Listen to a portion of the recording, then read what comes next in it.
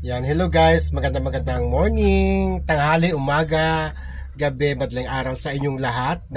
Ako po si Chotimo Basil, ang may-ari ng maliit na channel na ito. At for today's video guys, ay gusto ko lang i-topic itong si Barbie Forteza. Di ba? Ang pinakamamahal natin si Barbie Forteza ng Barda, no? Ng Barbie and David, no? Licauco. Isa siya ngayon sa nominado sa pagka-Best Drama Actress sa 37 PMPC 37 PMPC Star Award for Movies na gaganapin na ngayong August 24 dyan sa may ballroom ng VS Hotel Convention Center. Ito po yung yung Victoria Sports, kung natatandaan nyo guys. Yan sa EDSA GMA. Meron yung madadaanan nyo, makikita nyo ang Victoria Sports, no? Isa yung sports complex, condo sports complex. Sa 10th floor doon, isang venue. At doon gaganapin ang Star Awards, 37 Star Awards. Ngayon, kung napapansin nyo guys, yung mga co-nominee ni Barbie at maging siya, ay medyo matagal na kasi parang binalikan lang nila ito. Nagkaroon na ng 38 Star Awards for movies for TV pala. 38. So, parang binalikan to kasi nangyari itong mga show na ito during post-pandemic. Di ba?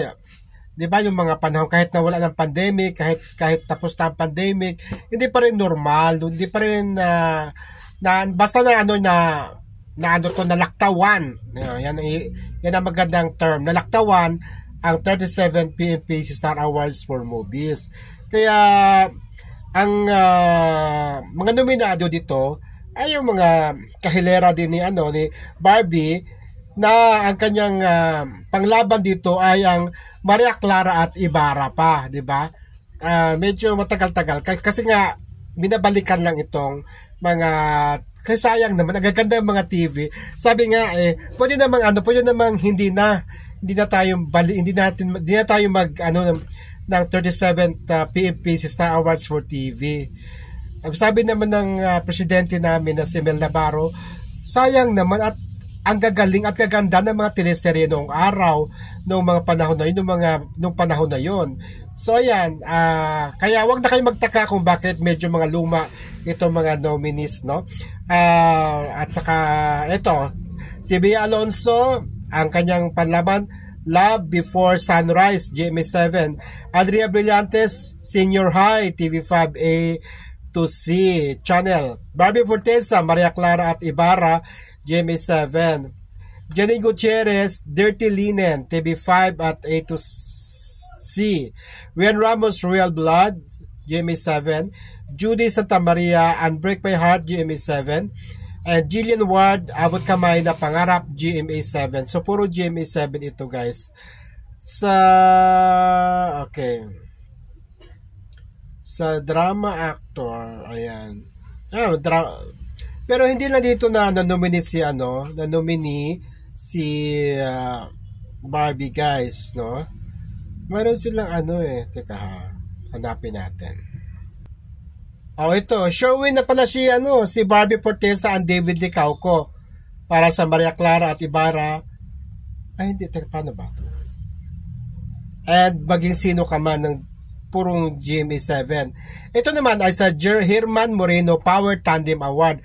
So, na ito, kapag pre-announce na ito, hindi unlike nung yung kanina na maglalaban pa si Rian Ramos, kung sino-sino yung nabanggit ko kanina, Andrea Brillantes, Janine Gutierrez. Pero itong sa kategory ng Herman Moreno Power Tandem Award, usually guys, dalawa ang kinukuha nito Isa sa Channel 2, isa sa Channel 7. Ayan, ito na. Magdiwang na tayo mga Barbie tuloy, mga Barda. Magdiwang na tayo kasi sure na sure win na. At dadalo. Check na dadalo kasi dumadalo naman talaga si Barbie Fortesa, guys. Kapag iniimbitahan siya, pag free din naman siya, dumadalo yan si Barbie. The last time I saw Barbie and ang Barda ay nung sa hindi ako nagkakamali sa Dolphy Theater ba yon? Oo. Yan. Dolphy Theater na kasama din silang dalawa. Herman Moreno Power Tandem Award, Bobby Fortesa and David Licauco, Maria Clara at Ibarra, and maging sino ka man, GMA7. So doon sila talaga ang dami ngayong mga love team, mga tandem, pero sila ang napili na PMPC Star Awards, 37 Star Awards for TV. At ang co-winners nila from Channel 2, di ba? TV5, pero TV5 ang nakalaga dito, TV5 at 827 ay sina Francine Diaz and Seth Fidelin sa teleseryeng Dirty Linen. Ayan. So maliwanag guys ha. Sure win na ang Barda sa kategoring Herman Moreno Power Tandem Achievement Award. Patay na si Kuya Germs, pero pupunta naman si ang palaging nagbibigay ng award ay yung anak niyang si Federico. O kung hindi man si Federico ay si John Knight, no? So balita ko from a reliable source, darating ang Barda to receive their awards.